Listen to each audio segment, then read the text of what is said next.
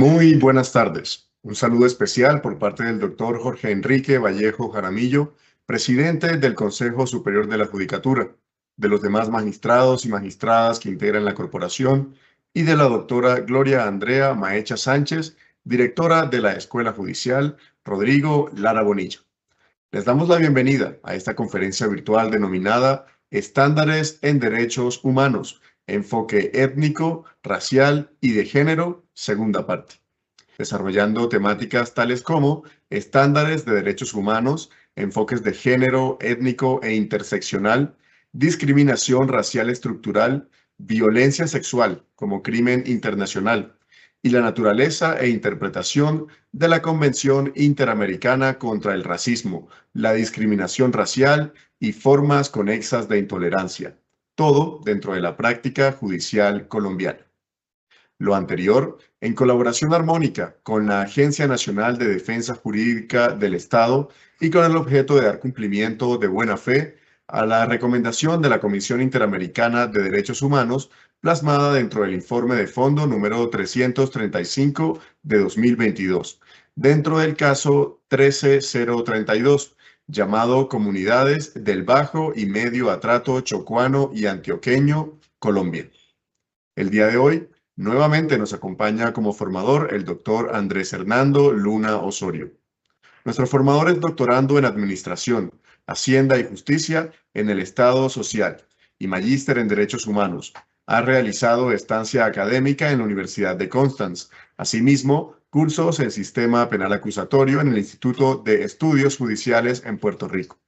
Se ha desempeñado como docente en programas de maestría, especialización y pregrado de Derecho.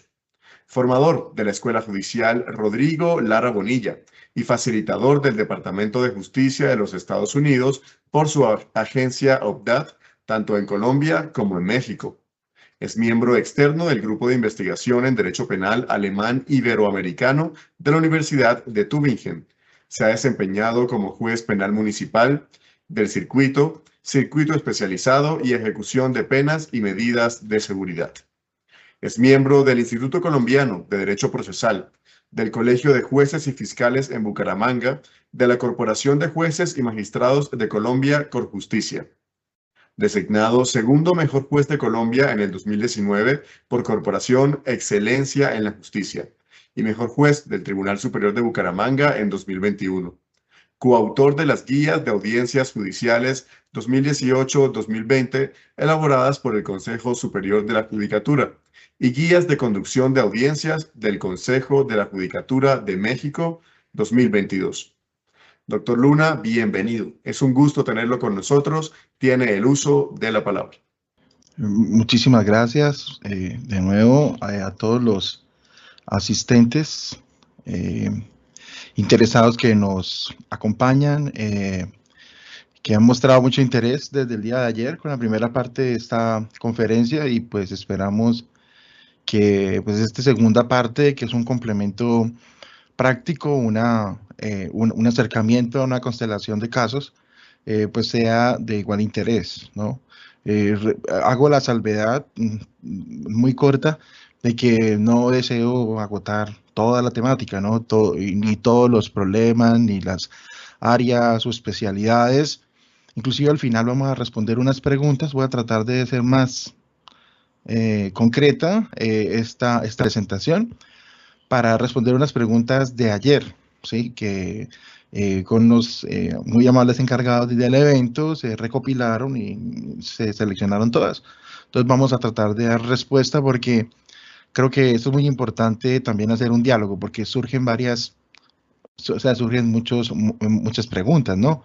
Debido a que como abogados que somos y pues en el sistema jurídico en el cual nacemos, pues digamos, estamos acostumbrados a que hayan unas reglas muy positivas, claras, sí, exegéticas algunas veces, con cierta permanencia, ¿cierto? Independientemente de la discusión sobre la legitimidad, validez y eficacia, que exista como una precisión para hacer una subsunción en casos concretos. Lastimosamente no las tenemos.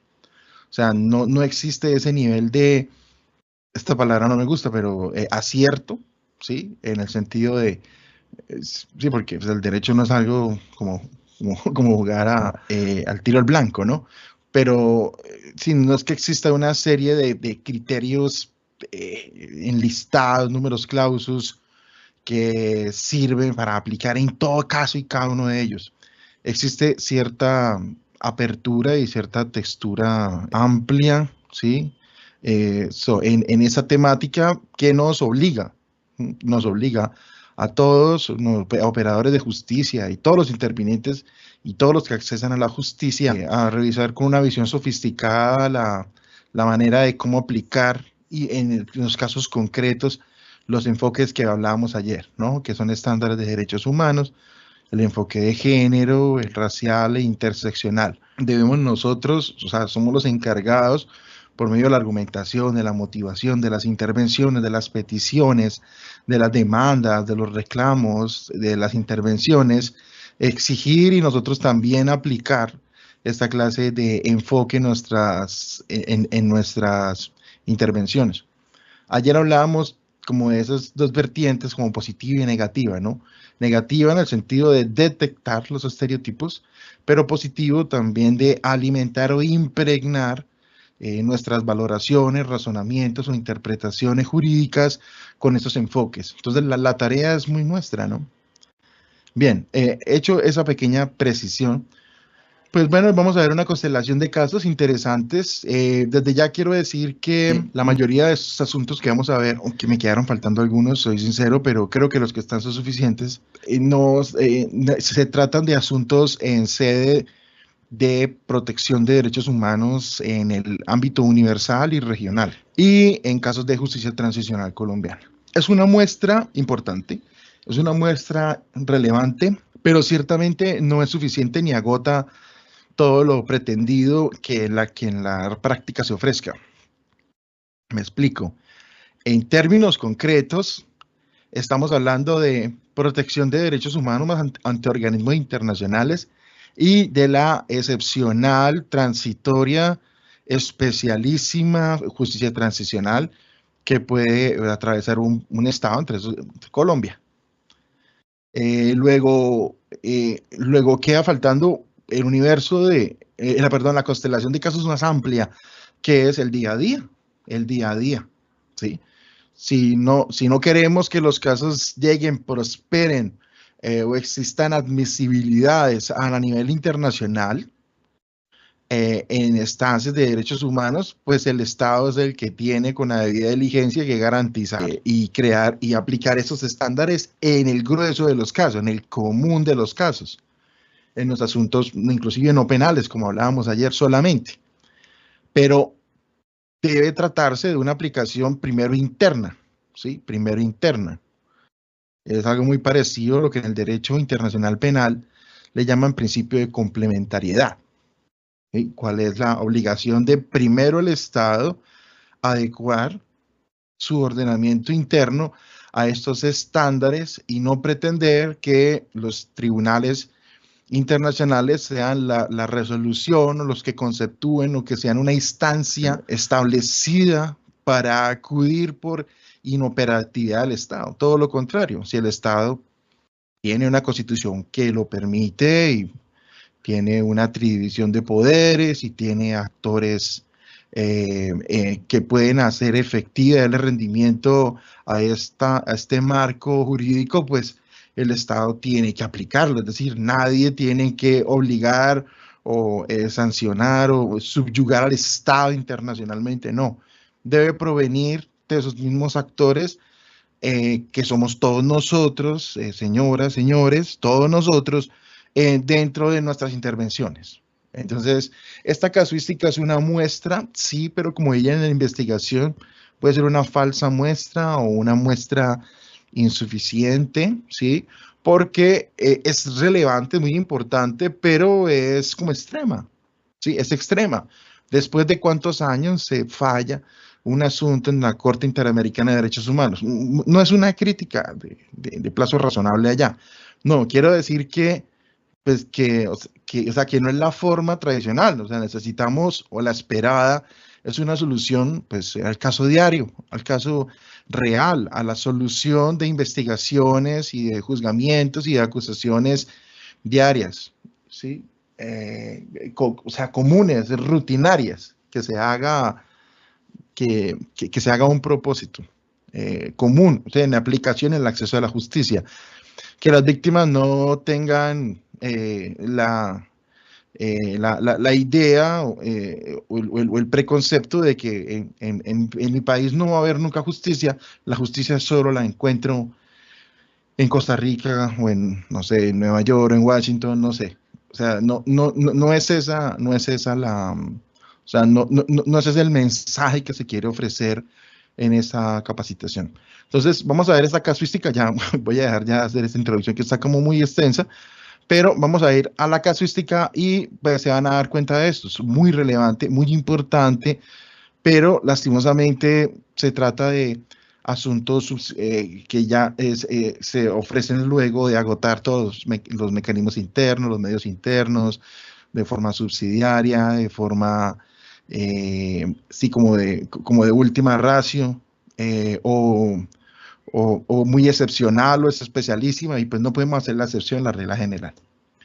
Bien, vamos entonces a ubicarnos en algunas decisiones.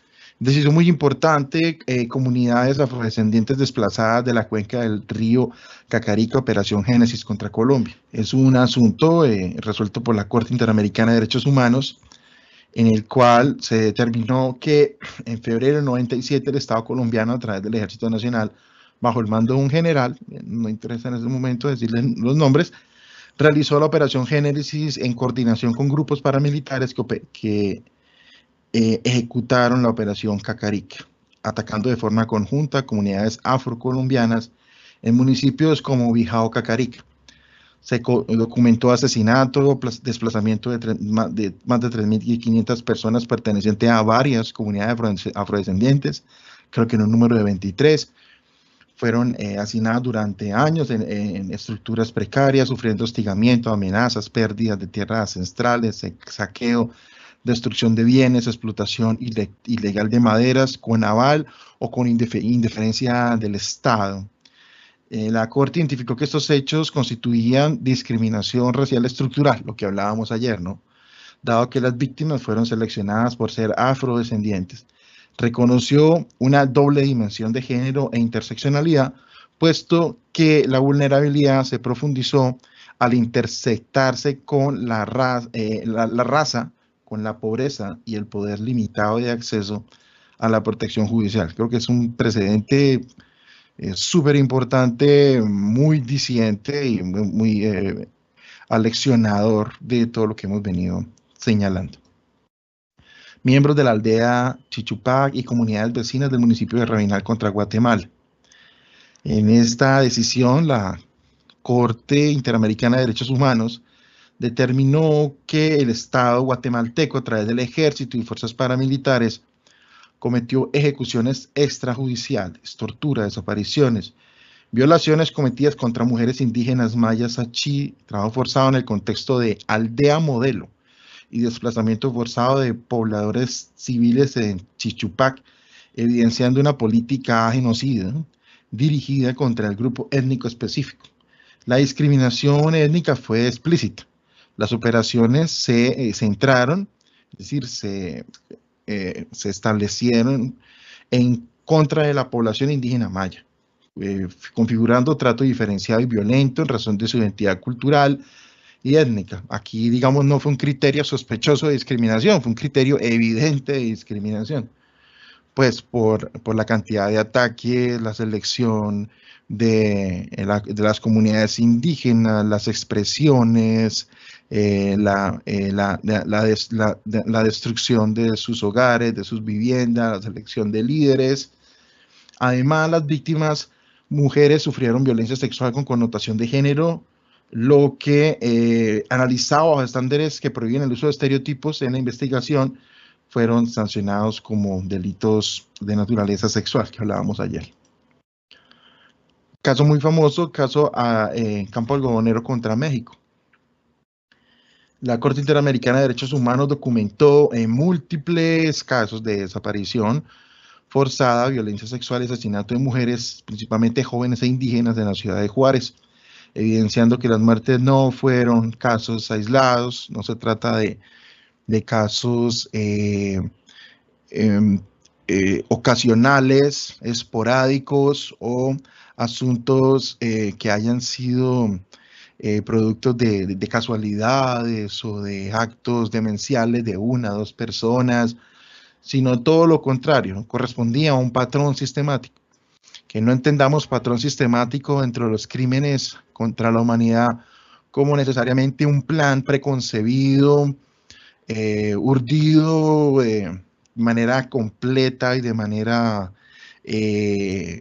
unánime y sinalagmática, sí, y con todos los requerimientos de un acuerdo formal. No, se trata más bien de una política, ¿sí? Una cantidad de actos dirigidos hacia un fin, que a algunos máximos líderes de los aparatos de poder pues, tendrán mucho más conocimiento, sabrán, tendrán esa piedra de toque para saber qué es lo que quieren, qué es lo que desean, cuáles son las específicas motivaciones, pero la gran mayoría de los restantes niveles, de los medios bajos, de ejecutores, instrumentos dolosos, algunos lo llaman teóricamente eh, sujetos fungibles, pues no lo van a conocer.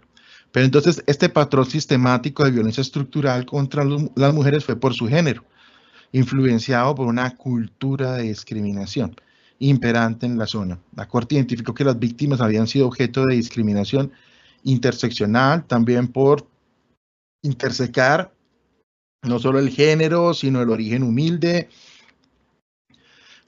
por tener la calidad de indígena o migrante irregular, lo que profundizó su vulnerabilidad. Personas dominicanas y haitianas expulsadas contra República Dominicana.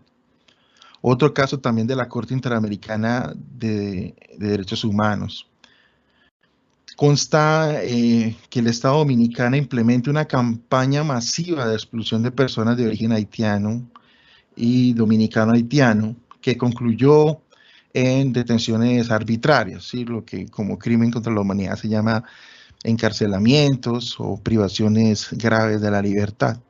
Es decir, algunas veces el uso del aparato judicial, el uso de las formas del encarcelamiento, de la prisionalización, del abuso de las capturas supuestamente en flagrancia o la extensión de la flagrancia o la figura en Colombia proscrita, pero en algunos estados aún vigente, denominada captura administrativa o captura por sospechas o tiempos indefinidos de la captura o detenciones oficiosas o detenciones para enemigos, ¿no? De una tercera velocidad.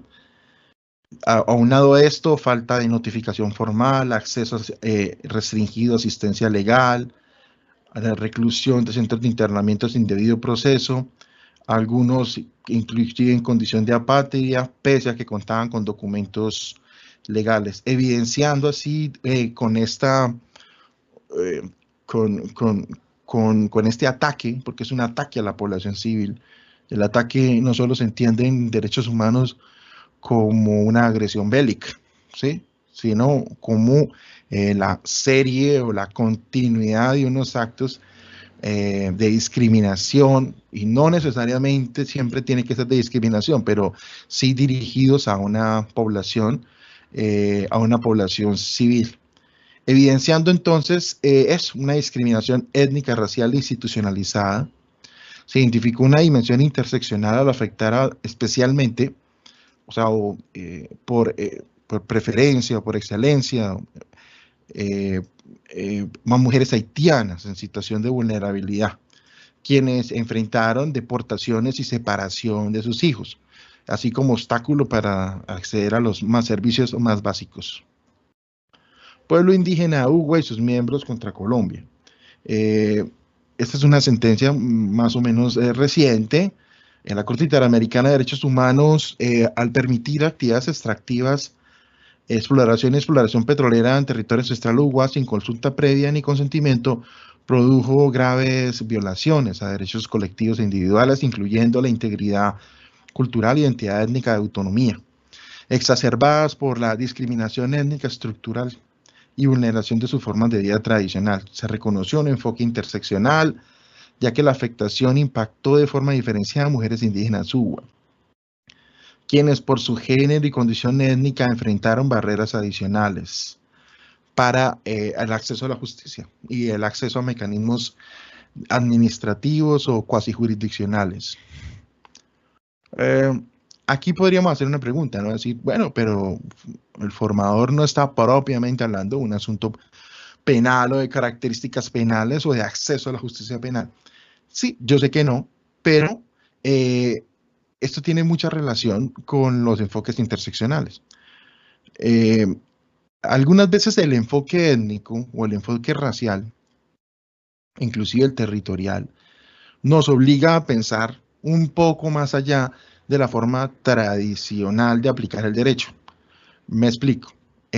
Los abogados, a través de nuestra jerga y nichos, algunas veces tratamos de buscar cierto chauvinismo en nuestras áreas de confort, ¿no? Decimos, yo soy penalista y nada más que penalista, o yo soy un tributarista de pura cepa. Sí, no, yo solo sé laboral, sí, yo solo lo administrativo y a eso ya lo sumo. Sucede que con esta explicación que estamos haciendo de los estándares de derechos humanos, yo creo que que eso es un problema de una educación, digamos, no constructiva, de una ilustración de abogados, una generación de abogados como simples estudiantes de leyes, ¿sí? O estudiantes de normas. Sucede que el derecho es mucho más amplio que eso.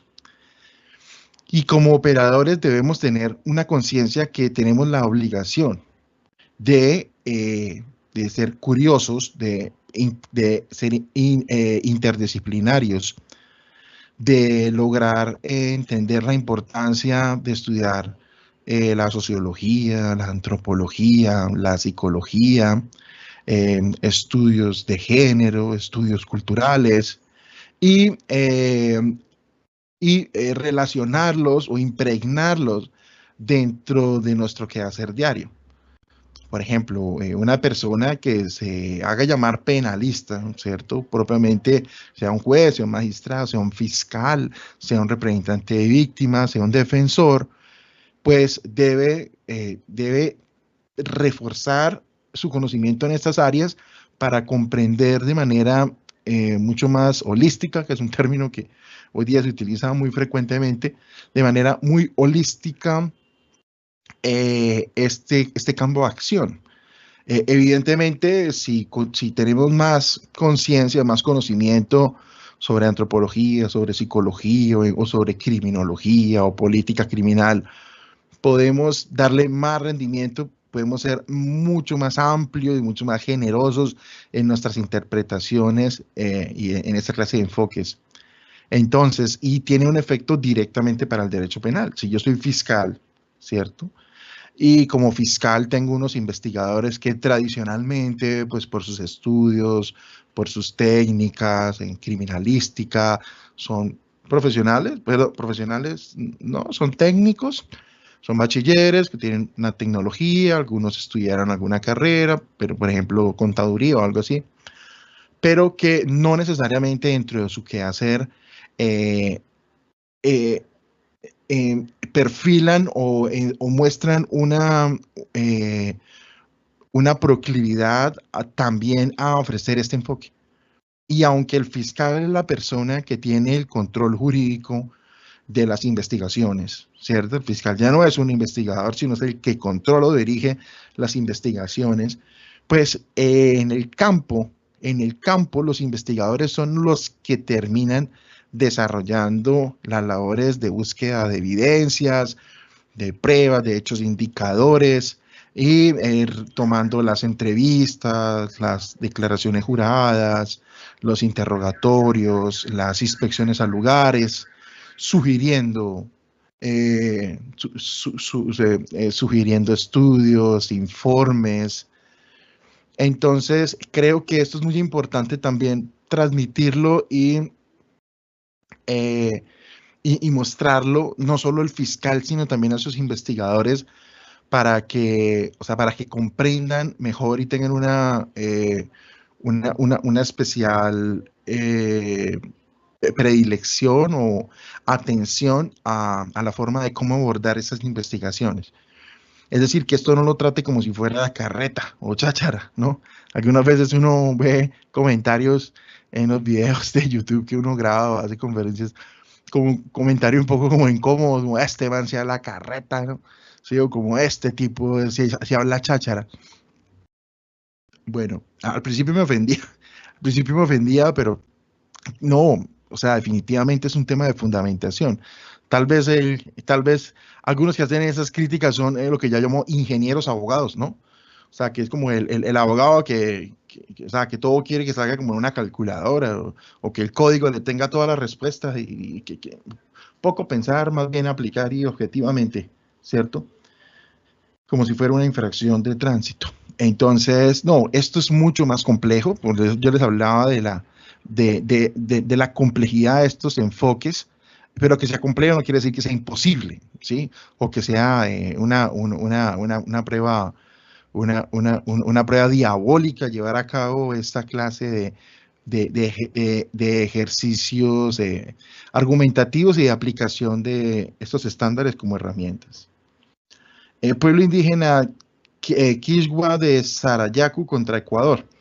Caso también de la Corte Interamericana, determinó que el Estado ecuatoriano permitió una exploración petrolera, territorio ancestral, incluyendo el uso de explosivos de pentolita, es un explosivo muy masivo, enterrada sin autorización ni consulta, lo que interrumpió campamentos de paz y vida establecidos por la comunidad para proteger su cosmovisión y supervivencia. Es algo que hablábamos ayer acerca de la especial atención, afinidad y no solo empatía, sino reconocimiento de los usos y costumbres de las determinadas comunidades, hecho que generó grave amenaza a su integridad cultural y ambiental. Se identifica una discriminación étnica estructural al desestimar sistemáticamente la relación entre el pueblo y su tierra. Sí, reconoció que un enfoque interseccional por constatar que mujeres indígenas y embarazadas con bebés o ancianos enfrentaron condiciones especialmente gravosas. Bien, vamos entonces ahora a la otra constelación de casos. Asuntos relacionados con la Jurisdicción Especial para la Paz. Vamos a hablar de dos especiales decisiones, ¿sí? Los autos que abren, que crean las líneas de investigación del famoso macrocaso 9 o el macrocaso 4, ¿sí?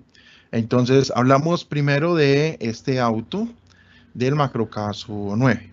Entonces, la sala de reconocimiento de la JEP abre el caso 9 para investigar crímenes no amnistiables cometidos contra pueblos y territorios étnicos en el marco del conflicto armado, identificando impactos diferenciados por racialidad, etnicidad, género e interseccionalidad.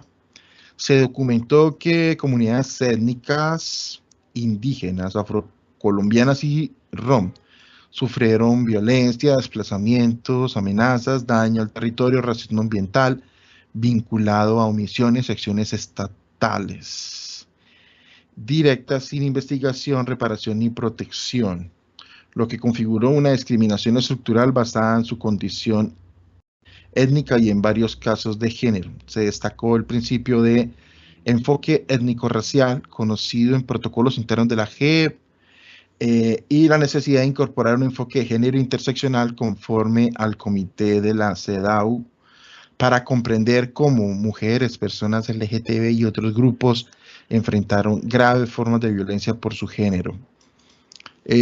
Observaciones a este aspecto.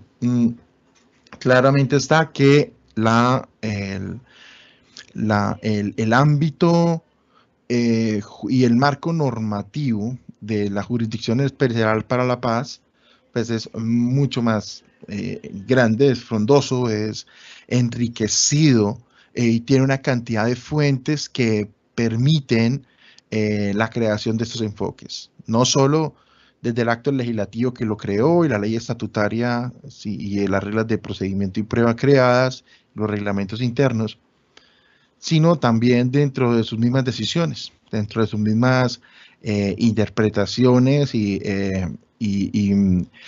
decisiones, no solo estas de apertura, sino inclusive otras que van tomando decisiones interlocutorias durante el trámite de la actuación, le dan un rendimiento bien efectivo a esta clase de enfoques. Si recordemos que el principio de legalidad y más que todo la gran cantidad de fuentes de la JEP pues facilita enormemente la creación de estos enfoques.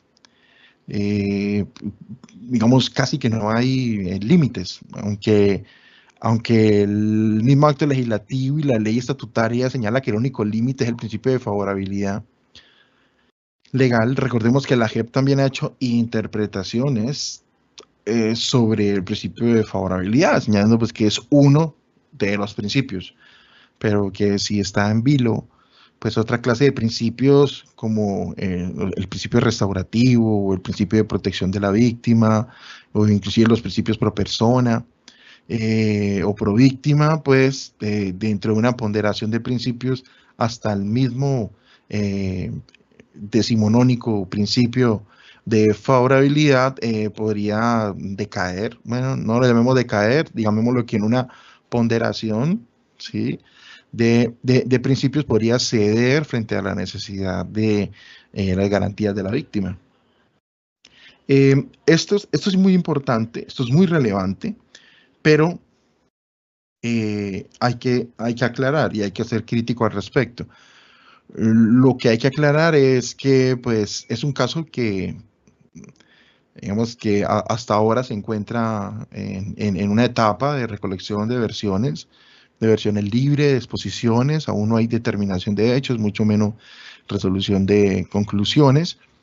Y es un caso que no logra tampoco cobijar todo el universo de casos la constelación de casos, perdón, que nos lleva a esta conferencia, ¿no? Que es el caso de la protección de las comunidades del bajo y medio trato chocuano y antioqueño. No, pues como se trata de una protección de múltiples comunidades étnicas, pues digamos una de ellas está ahí prevista. Entonces es muy complejo para la JEP hacer un mapeo absoluto de todos y cada uno de los hechos victimizantes y eso se observa en la dilación de esta clase de trámites, ¿no? En el estado en el que actualmente se encuentra. Se esperará obviamente resultados, pero digamos que no todo se agota ahí, y no todo se agota ahí porque recordemos que la justicia transicional pues es transitoria, ¿no? O sea, y es especial y maneja un tema de sanciones propias, no propias, pero no, o sea, su desarrollo y sus principios y sus lineamientos no han sido ampliamente acogidos por la justicia ordinaria. Ahí creo que debe existir una especie de, y ahí es donde creo que hay como un cortocircuito, una especie de diálogo posterior a la terminación de la JEP, o inclusive no esperar su terminación, sino hacer un diálogo bien importante, y es qué lecciones nos deja la JEP y su marco jurídico. Y es decir, a partir de ese marco jurídico y del principio de lo que se llama legalidad flexible, y a través del concepto de bloque de constitucionalidad aplicado a múltiples asuntos, no solo judiciales y de acusación y persecución, sino también investigativos, ¿sí? ¿Qué lecciones aprendidas de la justicia transicional deben ser trasladadas y armonizadas a la jurisdicción ordinaria. ¿Sí? Es decir, no tener en cuenta que esto es algo episódico, pasajero, o como unas salas, unas secciones que existieron y tomaron las determinaciones en no sé, los críticos dirían en un acuerdo de paz que no fue del todo satisfactorio y empiezan a meter temas politiqueros ahí que no tienen ningún sentido. No, yo digo en términos estrictamente jurídicos, como realmente qué lecciones no necesariamente van a tener que ser excepcionalísimas, sino cómo entender que estas determinaciones de la JEP, así no hagan parte de lo, abro y cierro comillas, altas cortes, o no hagan parte de la jurisdicción ordinaria, de la rama judicial del poder público, ¿cierto? Sí realmente pueden tener un impacto muy importante en las actuales y vigentes y reales investigaciones en las cuales existen víctimas de comunidades afrodescendientes y cómo a partir de estas decisiones de la JEP, así vuelvo a decir, no sea una alta corte y así se encuentra en el marco de la justicia transicional, creo que una discusión muy importante que debe darse es esa. Bueno, ¿y qué lecciones hay? O sea, ¿y hasta qué punto eso debe impregnarse en los asuntos tradicionales o regulares, o que no se trate de crímenes internacionales, o inclusive que se trate de un crimen que pueda ser internacional, pero no sea tratado como tal, ¿sí? O si realmente nos conformamos en decir, van a ser unas decisiones espectaculares, unas decisiones grandiosas, unas decisiones buenísimas, súper solventadas dentro de un nicho muy cerrado de internacionalistas en la JEP, y cuando terminen, pues se archivarán y ya. Y quedarán como lo que son, como unas especiales muy importantes sentencias, pero que no tienen como una mayor proyección. Mire, similar crítica podemos hacer con las decisiones de justicia y paz. Similar pasa con ello. Hay decisiones en las salas de conocimiento geniales, importantísimas. Ayer hablaba de una, pero vuelvo a decir, no solamente son del Tribunal de Medellín, aunque hay que destacar que su sala es sumamente juiciosa y hay unas decisiones impresionantes. Y que algunas veces en apelación en la Corte Suprema de Justicia no se destacan como debería relevarse. O sea, creo que son decisiones, no por lo largas, o sea, no por lo extensas, sino algunas veces por los fundamentos importantes que se encuentran, ¿no? O sea, creo que las mismas sentencias de la Corte Suprema deberían exaltar algunos aportes muy relevantes de estas decisiones, la aplicación de esos enfoques interseccionales y digamos, no limitarse algunas veces a algunas nulidades, algunas confirmaciones con algunas modificaciones, y más bien como significar la importancia de muchas de estas decisiones de primera instancia, tal vez para casos actuales, ¿no? Para que la Fiscalía, por ejemplo, adopte no solo para las unidades de justicia transicional, sino para las unidades ordinarias, no solo para las unidades nacionales o de violación de derechos humanos, sino para todas las unidades, la aplicación de esos estándares, ¿sí? De estos patrones, de estas investigaciones macro, de las tecnologías que se pueden usar al respecto, pero que realmente se extienda a todos los territorios. Bien, otra decisión dentro del macro caso 4.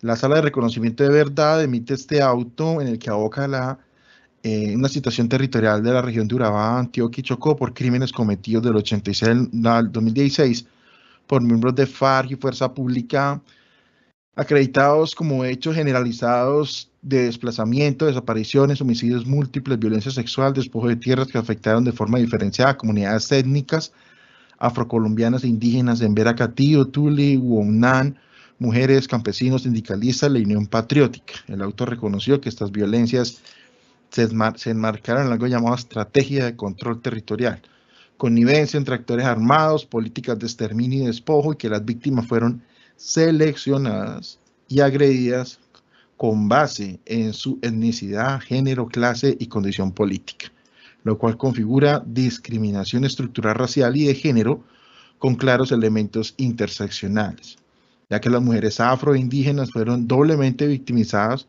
por su pertenencia étnica y por su condición de género al ser sometida a violencia sexual, amenazas y marginación sistemática. Un auto muy importante, muy relevante dentro de este macro caso. Bien, por último, nos vamos a centrar en algunas decisiones del Sistema Universal de Derechos Humanos. También relevante, específicamente del Comité para la Eliminación de la Discriminación Racial. Vamos a ver algunos casos. Tenemos esta comunicación o dictamen. Caso Belén Vire contra Moldavia. El comité determinó que el Estado violó el artículo 6 de la Convención al no brindar una protección efectiva a un acto de violencia física y verbal motivado por racismo, en el que el peticionario nacional de Burkina Faso fue agredido en un transporte público por hablar en su idioma, recibiendo insultos raciales como mono o níger y golpes físicos, hechos que fueron ignorados por las autoridades penales moldavas, quienes calificaron el delito únicamente como un acto de hooliganismo, es decir, como de los hooligans, ¿sí? Como estos bravucones, ¿cierto? Que algunas veces se apoyan equipos o apoyan grupos o que se asocian para previo licor o abuso de sustancias, envalentonarse en grupo con cánticos y con hechos absurdos de violencia, de ataques, de bullying, ¿no? De matoneo. Las autoridades no consideraron el motivo racial pese a las pruebas y a los múltiples reclamos del denunciante ante todas las instancias. El comité concluyó que la omisión de la autoridad de no investigar ni juzgar el componente racial del delito constituye una denegación de justicia, basada en discriminación racial estructural, contraria al deber del Estado de garantizar recursos efectivos y sancionar adecuadamente crímenes motivados por odio racial, señalando que estos actos tienen un impacto individual y social agravado, y recomienda indemnizar al peticionario, revisar protocolos de persecución en casos de discriminación y dar amplia publicidad a la decisión entre jueces y fiscales. Esta decisión es una decisión relevante, una decisión importante, genera o llama la atención para hacer reflexión sobre en cuántas decisiones, en cuántos casos, en cuántas legalizaciones de captura o acusaciones, juzgamientos, no se observan actos de racismo por actos locutorios, ¿no? De manera verbal, y que algunas veces no se dimensionan o dándole su real importancia, ¿no? Se toman como meros actos de, no sé, de grosería, de vilipendiar a alguien, o a lo sumo un tema relacionado con injuria, ¿sí?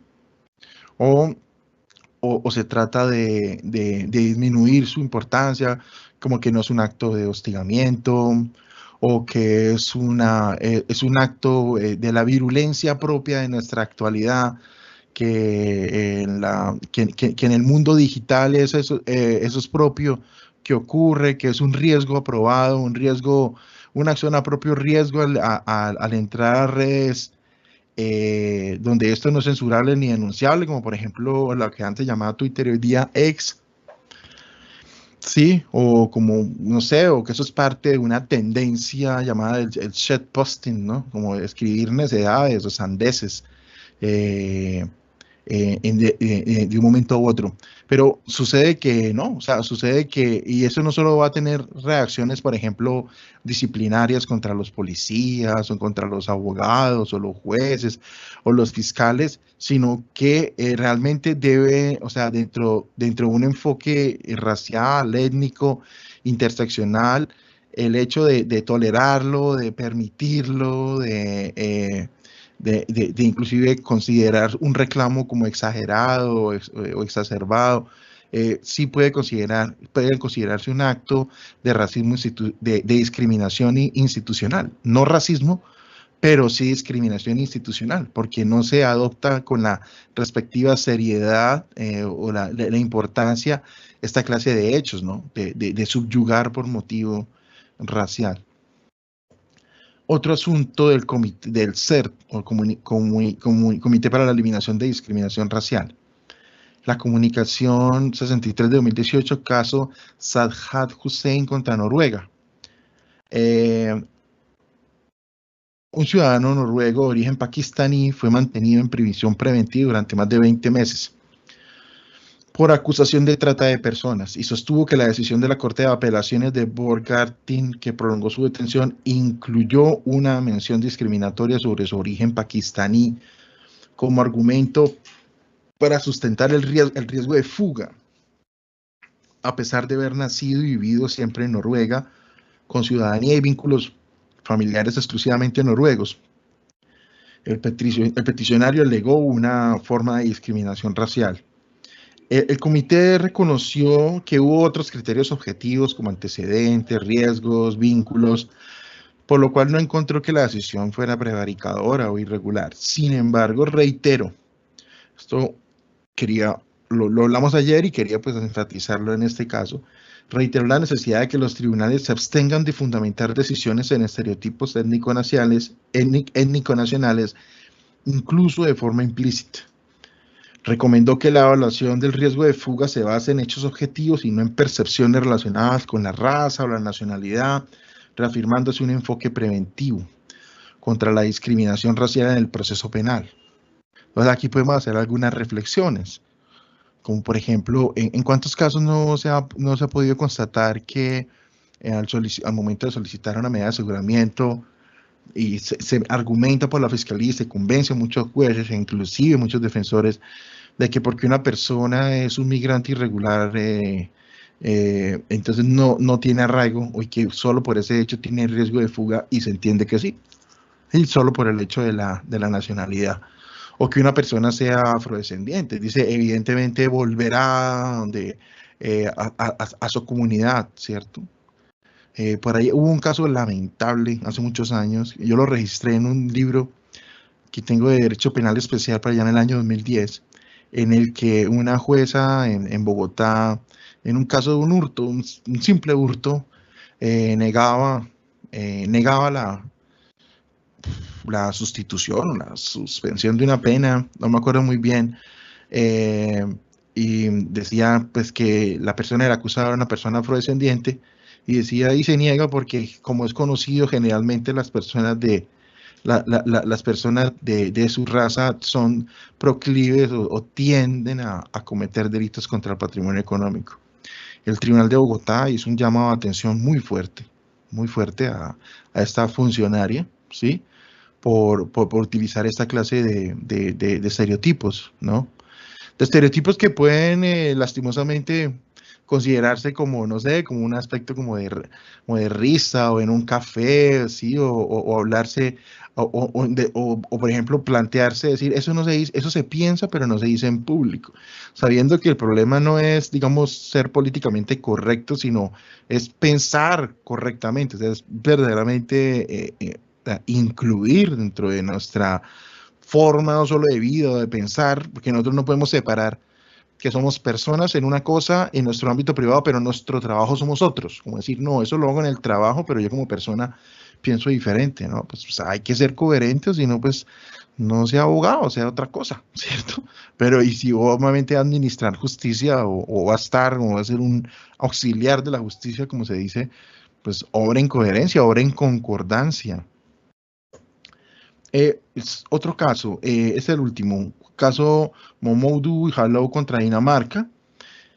Se concluyó por el comité que Dinamarca violó los artículos 4A y 6 de la Convención contra las formas de discriminación racial, al no investigar ni sancionar una exposición de arte que constituyó discurso de odio racial grave.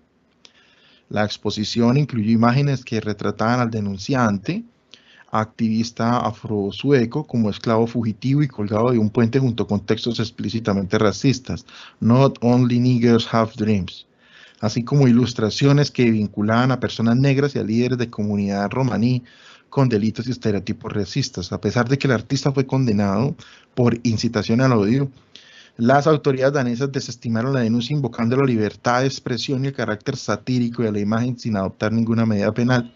El comité sostuvo que la muestra constituyó discurso de odio racial en grado severo, dirigido no solo contra el autor como individuo, sino contra un grupo afrodescendiente y romaní en conjunto, y que la falta de sanción y reparación vulneró las obligaciones estatales de acciones positivas, protección efectiva y prevención de incitación al odio racial.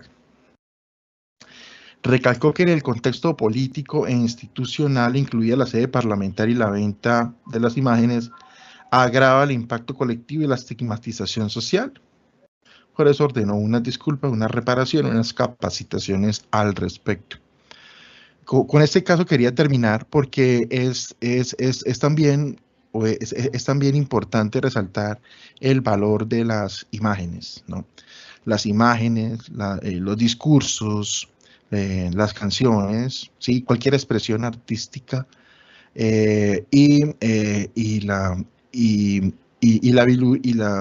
las interacciones sociales virulentas y tradicionales en los ámbitos públicos y privados. Allí también se encuentran actos de discriminación y de racismo que también el Estado debe sancionar. O sea, el Estado no debe permitirlo, no debe crear una cláusula abierta de tolerancia de lo intolerable, ¿sí? O sea, no, esa famosa paradoja de la tolerancia, que está libre de desarrollo de la personalidad, la libertad de expresión, la libertad de pensamiento, la libertad de ideología, de doctrinas y de filosofía, no quiere decir que no tenga unas restricciones. Y las restricciones van en provocar o en hacer apología a la guerra, a la violencia contra la mujer o a la violencia contra poblaciones trans, y los discursos de odio, y especialmente los discursos segregacionistas, autoritaristas, negacionistas y hegemónicos, ¿no? de la supuesta, de la irreal y fantasiosa existencia de que hay una raza más poderosa que subyuga a otra. Claro, sí existen límites para ello. O sea, existe el límite y en el ámbito tanto privado como público. No se puede enmascarar con que son, no sé, simples bromas, que son chistes, que son simples, ¿cómo se llama?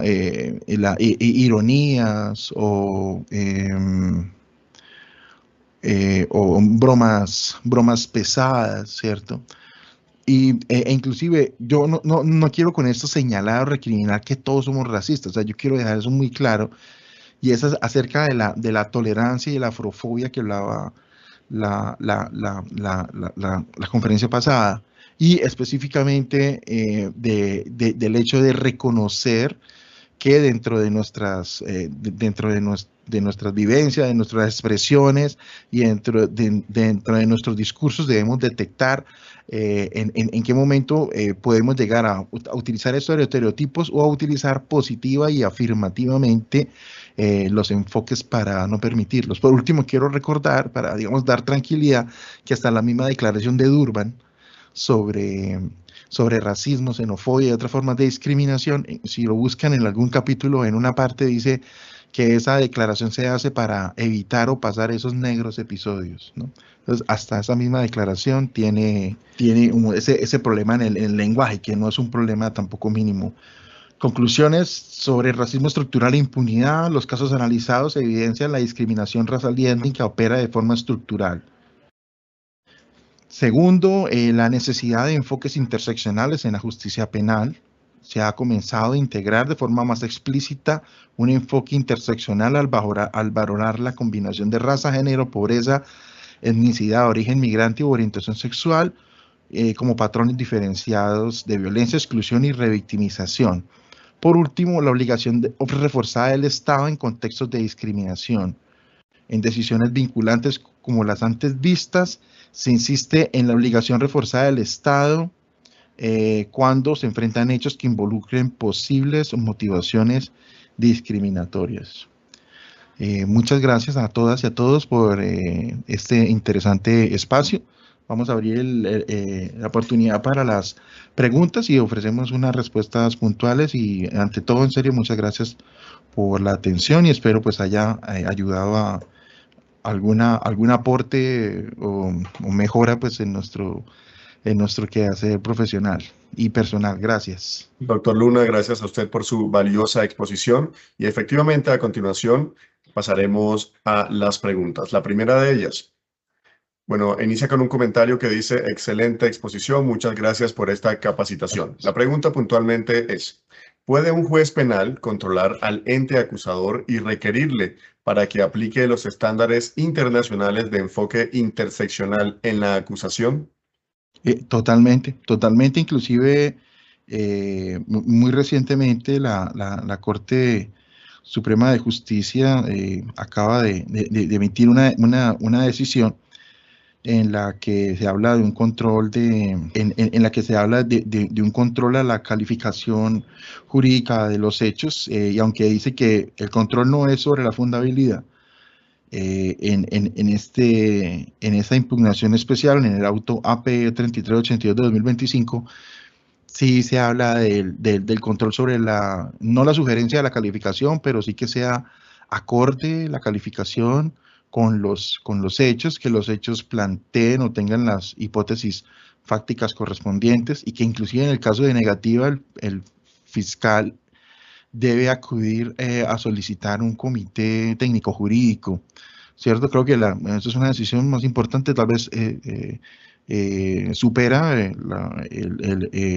el objeto de esta conferencia, pero quiero dejar claridad para esa respuesta, que sí, claro, el juez tiene que estar atento y alerta en que estos enfoques sean previstos o sean señalados explícitamente tanto en la confección de los hechos como en la confección de una calificación jurídica completa, que sea coherente. O sea, no es un problema solo de alegatos o de argumentación, sino de la labor de imputación o de acusación de la fiscalía. Entonces, sí, claro, es un deber de la fiscalía y los jueces lo pueden controlar y ahí ya, digamos, precedente jurisprudencial al respecto, no solo también la famosa sentencia del año pasado, CU 360 del 2024. Gracias, doctor. Vamos con la siguiente pregunta. ¿Qué manuales o guías para la aplicación del enfoque de género y o étnico se recomiendan leer para una correcta utilización de estos conceptos en las providencias judiciales? Bonita pregunta. En este momento no tengo una guía como tal específica al respecto, pero yo sí recomendaría leer las observaciones generales de los diferentes comités de las Naciones Unidas y algunos los informes de relatores especiales. O sea, eso sí lo diría muy importante. Y los dictámenes o comunicaciones como los que vimos el día de hoy de los mismos comités. Creo que a nivel internacional da muchas luces. Y hay una cartilla, puede ser alguna cartilla de la Corte Interamericana de Derechos Humanos. Gracias. Gracias a usted, doctor. Vamos con la siguiente pregunta. Cordial saludo. Una vez establecido que en un caso se presentan circunstancias que ameritan reconocer un daño antijurídico con enfoque diferencial de género, ¿cuáles serían los criterios para dosificar lo que corresponde reconocer por concepto de indemnización? Gracias. Esa pregunta la vi y no quise sacarle el cuerpo, pero tengo que reconocer que no soy experto en derecho administrativo y en el derecho de daños. Sin embargo, sí he analizado que el Consejo de Estado ha elaborado jurisprudencia sobre el enfoque de género. No he visto propiamente enfoque interseccional, étnico o racial, pero sin embargo tendría que verse esas sentencias unificadoras para establecer si en la tasación del daño antijurídico pues existe algunos parámetros especiales, pero no conozco tablas, fórmulas o lineamientos especiales de daño a partir de esos enfoques, pero no quiere decir que no exista, solo que lo desconozco. Gracias, doctor. La siguiente pregunta es, ¿cómo aplicar los estándares en las decisiones? ¿Solo identificación de género u otros aspectos? Gracias por la pregunta. No, otros aspectos. Yo creo que una de las conclusiones de esta conferencia es la interseccionalidad. Creo que cada vez es menos común que exista solo un motivo de discriminación. Creo que la labor actual de nosotros va a ser comprender esas complejidades de la interseccionalidad y analizar cada caso en concreto o depende por comunidades, podemos encontrar diferentes rasgos sí, o patrones de ocurrencia o formas de discriminación o explícita o implícita o patrones sospechosos de estas interseccionalidades. Entonces creo que eso es inclusive, o sea, ese va a ser como el futuro de la determinación de estos enfoques. Gracias. Gracias, doctor. Vamos con otra pregunta. ¿Qué abordaje, estrategias o buenas prácticas deben llevarse a cabo en la fase de investigación penal para realizar un enfoque de género e interseccional, concretamente, de manera actual, con el uso de la inteligencia artificial para la creación de enfoques y patrones criminales? Muchas gracias. Mm, sobre eso hay que decir dos cosas. La primera, y que creo que es relevante, es que hemos dejado claro que este tipo de capacitaciones o de ilustraciones, ¿sí? O reflexiones, más bien sobre ese tema, necesariamente deben ampliarse a funcionarios de la Fiscalía. Tal vez de manera, es una sugerencia, ¿no? Tal vez de manera mancomunada con la Agencia Nacional de Defensa del Estado y la Dirección de Altos Estudios de la Fiscalía, porque es que en la investigación nace todo. ¿Sí? Si usted tiene una investigación con unos rudimentos, con unos lineamientos, y se hacen unas pesquisas y se elabora un plan metodológico, pues o sea, ahí nace todo. Ahí nace inclusive bajo la aplicación del no eliminado, porque yo no lo considero tampoco así como otros autores, eliminado el principio de investigación integral en esta clase de población vulnerable. Ahí nace todo, ahí verdaderamente surge el hecho de la averiguación.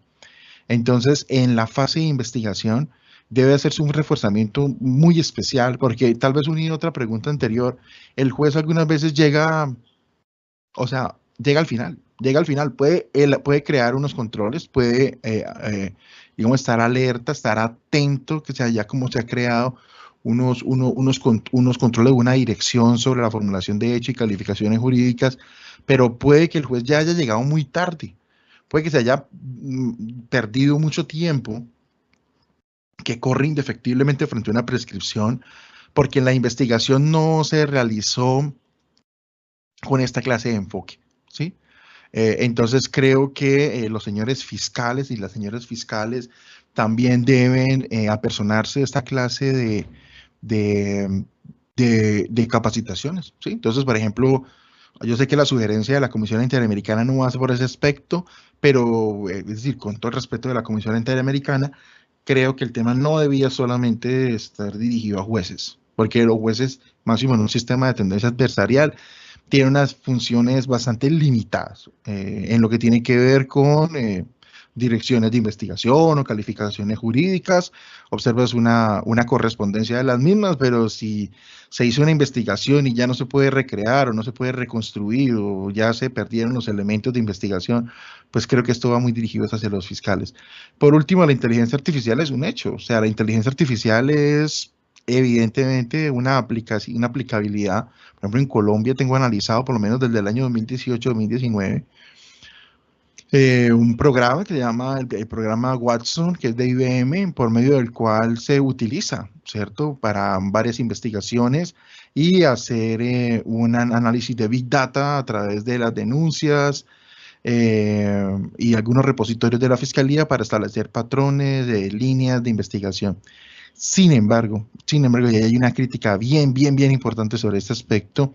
Los algoritmos tienen varios sesgos. Ese programa de IBM, pues, no, hablando en transparencia, pues no se sabe quiénes elaboraron estos algoritmos, cómo fueron programados, cómo se maneja el tema del machine learning. Sí, entonces, ¿cuántas mujeres estuvieron ahí programando? ¿Cuántas mujeres hacen parte de la elaboración o la actualización de esa inteligencia artificial automatizada? Entonces, ahí hay unos retos bien importantes para darle bastante aplicabilidad a esto que estamos hablando. Muchas gracias, doctor. Tenemos una nueva pregunta. Buenas tardes. En el caso de la ausencia de presencialidad institucional en áreas alejadas, ¿cómo operaría ese enfoque, especialmente con la población indígena que no puede acceder a la administración de justicia? Bien, recordemos que por ley estatutaria en cada municipio debe haber un juez. Claro, grandes problemas existen para la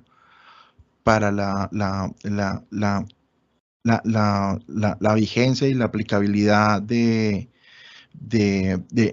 los controles y el acceso a la justicia. Algo similar pasa con las unidades de la Fiscalía.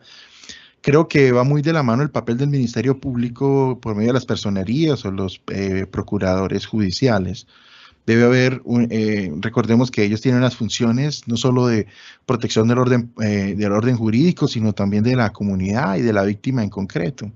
Entonces, tanto la Defensoría del Pueblo por medio de defensores públicos como la Procuraduría por medio de la personería o procuradores judiciales pueden buscar los canales o hacer exigencia de cumplimiento de términos de investigaciones, de recepciones de denuncias, de dar impulso a las investigaciones, a los juicios, de crear medidas afirmativas con esos respectivos enfoques, ¿no?, de exigir el análisis de la investigación de forma interseccional, o las peticiones, o las solicitudes, y sus intervenciones bajo esa égida, que no sea potestativo, o sea, que sea realmente una política institucional, inclusive hasta evaluable, o sea, perfectamente en los formatos de evaluación, si es que ya no existen, porque creo que sí lo es. Debe existir unos criterios en sus intervenciones obligatoriamente. Hay que aplicar esa clase de enfoques para todos los funcionarios, ¿no? Gracias por la pregunta. Pues, doctor Andrés Hernando Luna Osorio, queremos darle nuestro agradecimiento especial por su muy valiosa participación durante estos 2 días en este ciclo de videoconferencia. No, con mucho gusto. Muchas gracias a ustedes por la invitación y a todos por la paciencia y por la atención. Gracias. Gracias también a los servidores y servidoras judiciales y a todas las personas que actúan en el sector justicia que se conectaron a esta conferencia virtual. Muchas gracias.